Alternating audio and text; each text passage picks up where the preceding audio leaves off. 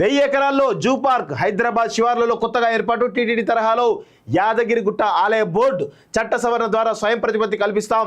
4th సిటీలో 1000 ఎకరాల్లో health hub, రామప్పగుడ్ల Keesaragutta ఆలయ నిర్మాణం, అనంతగిరిలో నేచర్ వెల్నెస్ సెంటర్, పర్యాటకులు ఆకట్టుకునేందుకు కొత్త పాలసీలు, హెల్త్ ఎకో టెంపుల్ టూరిజంపై ప్రత్యేక దృష్టి, స్పీడ్ ప్రాజెక్టుల సమీక్షలో CM Revanth Reddy, skill university డిజైన్లు పరిశీలించిన సీఎం అంటూ ఒకరు చూస్తున్నాం. స్పీడ్ ప్రాజెక్టులపై సచివాలయంలో ముఖ్యమంత్రి రేవంత్ రెడ్డి సమీక్ష చిత్రంలో పర్యాటక శాఖ మంత్రి జూపల్లి కృష్ణారావు, టీడీసీ చైర్మన్ పటోల రమేష్ రెడ్డి అంటూ చూస్తా ఉన్నాం.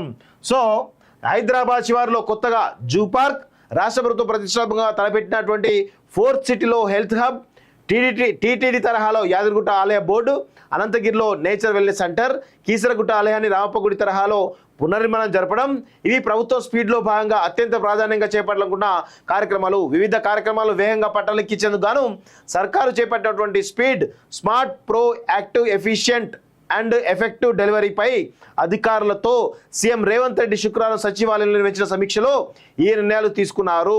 ఈ సమావేశంలో సీఎం మాట్లాడుతూ పర్యాటకులు ఆకట్టుకునేలా రాష్ట్రంలో హెల్త్, ఎకో, టెంపుల్ టూరిజంపై ప్రత్యేక దృష్టి పెట్టాలని అధికారులు ఆదేశించారు. ప్రభుత్వ లక్ష్యాలకు అనుగుణంగా ఈ ప్రాజెక్టు కోసం ప్రతిపాదన సిద్ధం చేయాలన్నారు.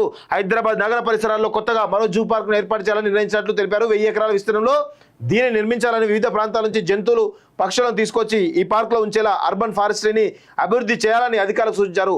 ఇందుకు అవసరమైతే పారిశ్రామికవేత్తలు, సంస్థల సహకారం తీసుకోవాలన్నారు.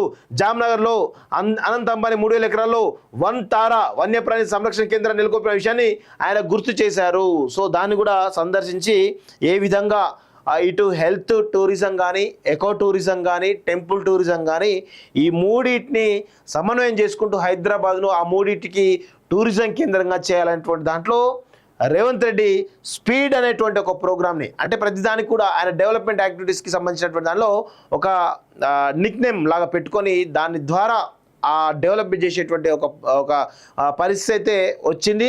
సో చూడాలి మరి నిజంగా 1000 ఎకరాల్లో జూ పార్క్ కానీ, ఇటు కీసరగుట్ట ఆలయం నిర్మాణం, పునర్నిర్మాణం కావచ్చు, లేదంటే యాదగిరిగుట్ట బోర్డు కావచ్చు, ఇవన్నీ కూడా చూస్తూ ఉంటే మరి ఎంతవరకు దీన్ని ఇంప్లిమెంట్ చేస్తారు అనేటువంటి విషయాలు కూడా త్వరలో మనం ఆలోచించాల్సినటువంటి అవసరం అయితే కనబడుతూ ఉంది.